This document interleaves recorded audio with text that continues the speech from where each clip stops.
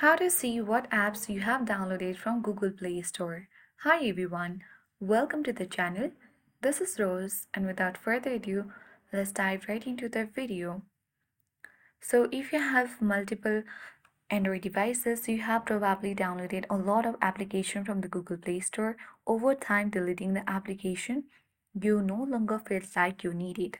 However, if you are having a change of heart but can't remember the specific name of an application you deleted to reinstall it, Google makes it possible to see all of the Android apps you have ever installed through the Google Play Store and even gives you the option to reinstall them if you want to. Now let's walk through the steps.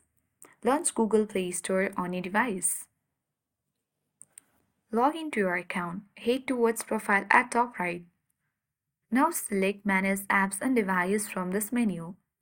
Choose Manage option, and here you need to tap on Install, and here you will see all the installed application.